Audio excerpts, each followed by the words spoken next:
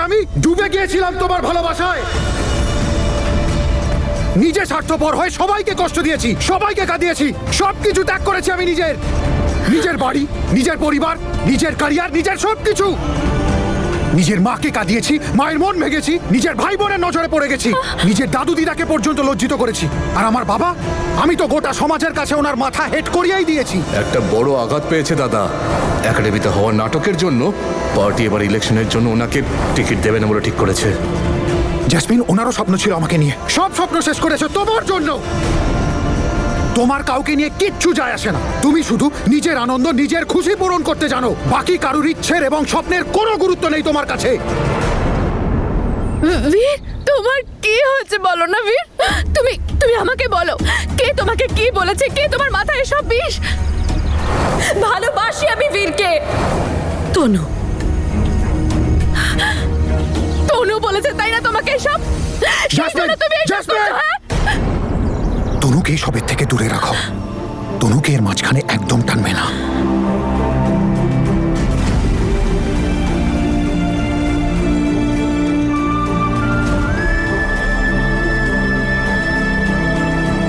তাহলে বলো আমাকে, কেন করলে তুমি এসব? কি ক্ষতি করেছি আমি? তুমি সবাইকে ঠকিয়েছো, সবাইকে মিথ্যে বলেছো জেসমিন। আরে তোমার ভালোবাসায় আমি সেটা হয়ে গিয়েছিলাম যেটা আমি কখনো ছিলামই না। বীর, তুমি তোমার বাজে কথা বন্ধ করো। আমি কখনো কাউকে ঠকাইনি। তুমি কোনো ছোট বাচ্চা নও বীর, যে আমি যা বলেছি তুমি শুনে গেছো। তুমি যা করেছো ভেবে চিন্তে নিজের ডিসিশন নিয়ে নিজের ইচ্ছায় করেছো, বুঝেছো? এটাই তো রিগ্রেট করি আমি জেসমিন, যে আমি তোমার মিথ্যের জালে এমন ফেসেছিলাম যে আমি সেইগুলো করে বসেছিলাম যেগুলো আমার করা উচিত হয়নি। কিন্তু জেসমিন, ওই যে কথায় আছে না, যে শত চেষ্টা করলেও মিথ্যে কখনো লুকোনো যায় না, কোনো না কোনো দিন বাইরে বেরিয়েই আসে। মনে আছে ওই দিওয়ালির সেই পার্টির রাত? সেই দিন যে আগুনটা লেগেছিল, সেই আগুনের লেলিহান শিখায় আমি তোমার আসল চেহারাটা দেখে ফেলেছিলাম। আমি সেইটা দেখে ফেলেছিলাম যেটা আমি কখনো দেখতেও পারতাম না। আমার কথা শোন, এক সেকেন্ড শোন, খুব প্রয়োজনীয় কথা। দেখ বীর, তুই আমার কথা শোনার হলে শোন, না হলে শুনিস না। আমার কোনো ইচ্ছে নেই তোর লাইফে নাক গলানোর। আমার কথা শোন, আমার এমনিতেই অনেক সমস্যা চলছে। তোর গার্লফ্রেন্ড আমার কাছে এসেছিল, আমি কিছুই করিনি। তোর গার্লফ্রেন্ড আমার কাছে এসেছিল, ও আমাকে বলেছিল ও আমাকে টাকা দেবে আর হারও দেবে। ও চায় যে তনু যেন তোর লাইফে।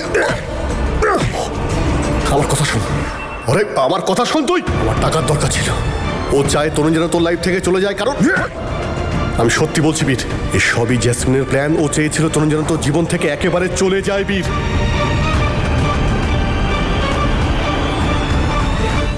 কেন জেসমিন, কেন করলে তুমি এই রকম? কেন নিজের দিদির জীবনটা শেষ করতে চলেছিলে? কেন করেছো? মিথ্যে সব কিছু, সব মিথ্যে। আর তুমি আমার সাথে এই সব কিছু ওই ফ্রড ছেলেটার কথা শুনে করলে, ওই শয়তান যশের কথা শুনে। তুমি কি জানো না ওই ছেলেটা কতটা ফ্রড? তুমি ওর কথা বিশ্বাস করে আমার সাথে এরকম কি করে করলে বীর? কি করে করলে? তুমি ওই ফ্রড ছেলেটার কথায় বিশ্বাস করে আমার স্বপ্নটাকে পুড়িয়ে ছাই করে দিলে। ও আমাদের ফ্যামিলিকে ঠকিয়েছে, আমাদের এত ক্ষতি করেছে। ও তো ফ্রড করেছে। ফ্রড তো তুমিও করেছো জেসমিন। তুমি করোনি ফ্রড? যদি নাই করে থাকো তাহলে ঠাকুমার চুড়িগুলো, যেটা ঠাকুমা তোমাকে প্রথম দেখাই দিয়েছিল, সেটা ওর কাছে কি করে গেল? মায়ের ডায়মন্ড সেটটা ওর কাছে কি করে গেল? এই দেখ, এগুলো জেসমিন আমাকে দিয়েছে। এই সব কিছু আমি টাকার জন্যই করেছি, আর কোনো কারণ নেই।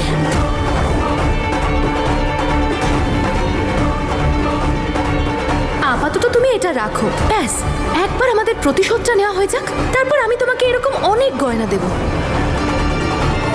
আরে আমি তোর কথায় বিশ্বাসই করতে চাইছিলাম না, কারণ তোমাকে আমি ভালো যে বাসি, নিজের সবটুকু দিয়ে বিশ্বাস করিনি আমি। আমি ভাবছিলাম যে আমি তো আমার জেসমিনের সাথে আছি, জেসমিন এমন করবে কেন? আমি ওর কথায় কেন বিশ্বাস করতে যাব? কিন্তু যখন আমি পুলিশ স্টেশনে গেলাম না, আমি তখন জানতে পারলাম যে ওর বেলটাও তুমিই করিয়েছিলে।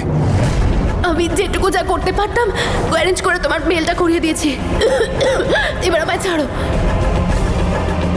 তখন গিয়ে আমার ওর কথায় বিশ্বাস করতে হলো যে যশ সত্যি বলছিল, যে তুমি ওকে তনুর জীবনে আবার করে নিয়ে এসেছো ওর থেকে প্রতিশোধ নেওয়ার জন্য, ওর জীবন নষ্ট করে দেওয়ার জন্য।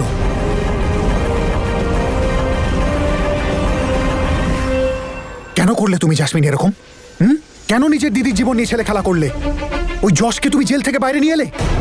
আর তোমার মনে নেই দশমীর মেলা? ও কি করেছিল তনুর সাথে? তোমার জন্য যশ যা খুশি করে ফেলতে পারতো, তনুকে শেষ পর্যন্ত করে ফেলতে পারতো।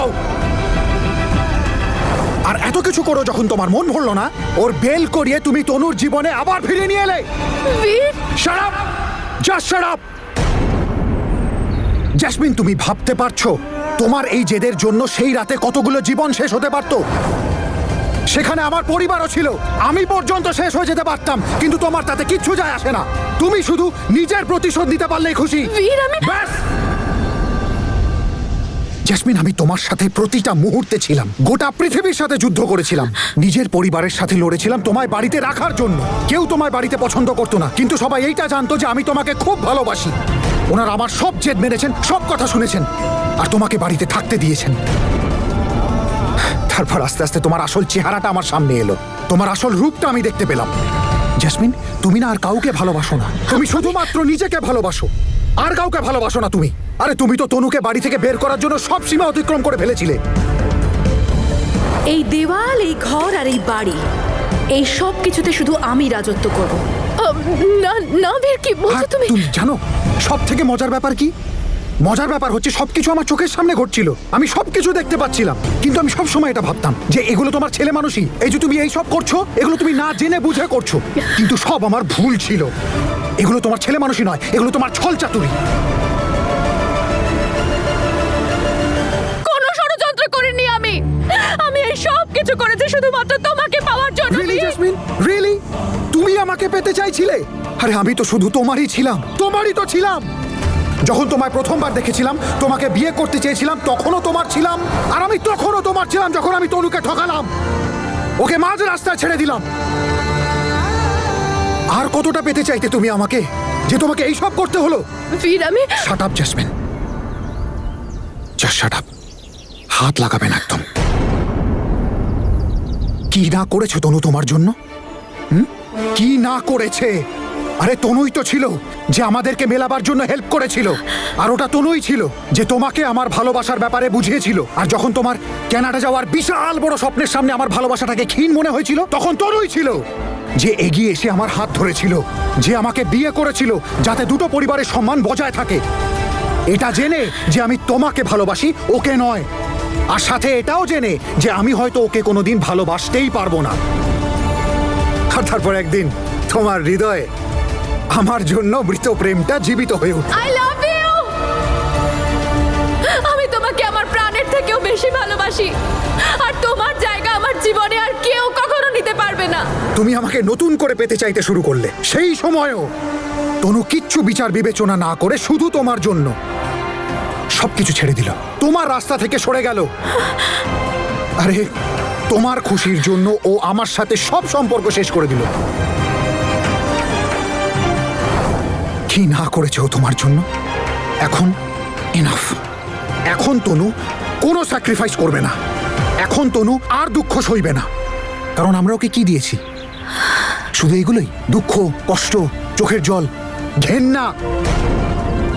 এখন তনু তোমার আর আমার জন্য কোনো দুঃখ সইবে না। এখন ও শুধু সুখে থাকবে অঙ্গদের সাথে। সেটাতেই আমার খুশি, সেটাতে তনুরও খুশি।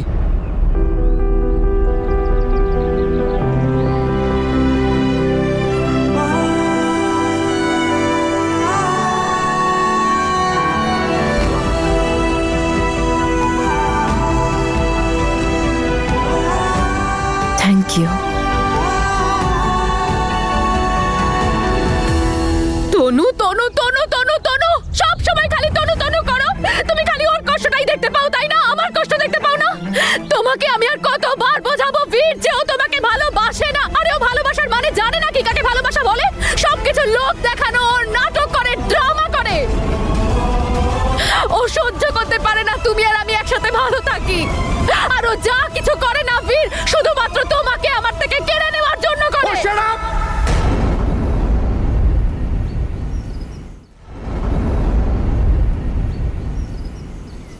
খবরদার যদি এখন তনুর এগেনস্টে একটাও কথা বলেছ।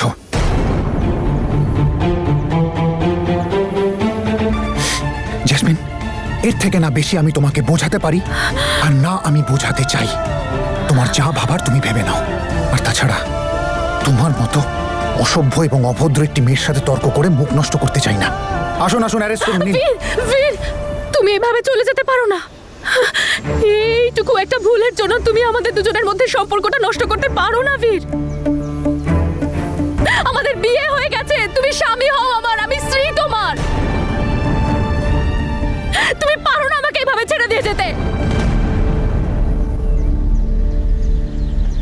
তোমার মুখ থেকে না নিজের নামটাও শুনতে ইচ্ছা করছে না আমার। আর তোমার কি মনে হয় যে এত কিছু জানার পরেও আমি তোমার সাথে বিয়েটা করতাম? এই সব কিছু জানার পরেও আমি তোমার সাথে থাকতে চাইতাম? আরে বাবা, যেই মেয়ে নিজের পরিবারের হলো না, যে নিজের ফ্যামিলির রক্তের সম্পর্কের দাম দিল না, সে আমার সাথে কি সম্পর্ক তৈরি করবে? আমার ভালোবাসাকে কি করে বুঝবে? জেসমিন, তুমি না একজন খুব সেলফিশ মানুষ, যে শুধু নিজেকে ভালোবাসে ও অন্য কাউকে কখনো ভালোবাসতে পারে না। তাহলে আর কিসের সম্পর্ক? আর হ্যাঁ, আরো একটা জিনিস, তুমি এখনো মিস জেসমিনই আছো, মিসেস বীর সিং হওনি। কি বীর, কি বলছো তুমি এসব? মাত্র 12 ঘন্টা আগে সবার সামনে আমাদের দুজনের বিয়ে হয়েছে।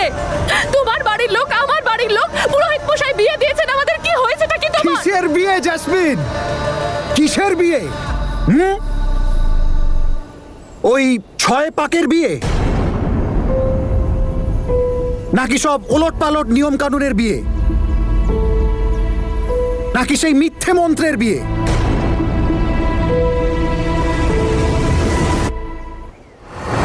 ওই যে ঠাকুর মশাই ছিল না, ও একটা অভিনেতা ছিল, ওকে থিয়েটার থেকে ধরে নিয়ে এসেছিলাম।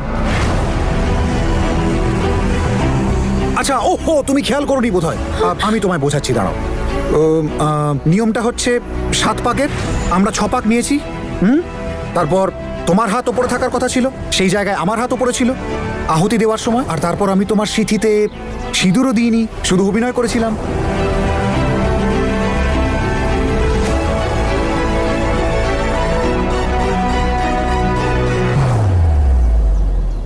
ও হ্যাঁ, কিন্তু তুমি খেয়ালই তো করোনি সেসব জেসমিন। তুমি তো শুধুমাত্র নিজেকে নিয়ে ভাবছিলে, আর ভাবছিলে কত তাড়াতাড়ি কানাডা যাবে। এই সব ব্যাপারে খেয়াল করার সময় কোথায় তোমার কাছে? আচ্ছা, তুমি এইটা বুঝতে পারোনি তো যে আমি ওই গাঁট ছড়াটা খুলে দিয়েছিলাম লুকিয়ে?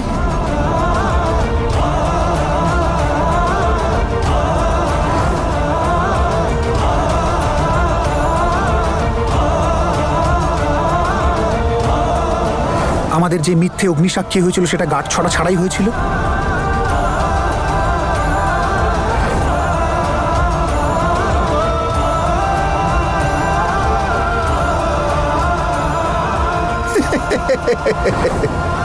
কোনো বিয়েটি হয়নি। আর একটা কথা বলবো জেসমিন, আমি তোমার ভালোবাসা নই, আমি তোমার জেদ ছিলাম।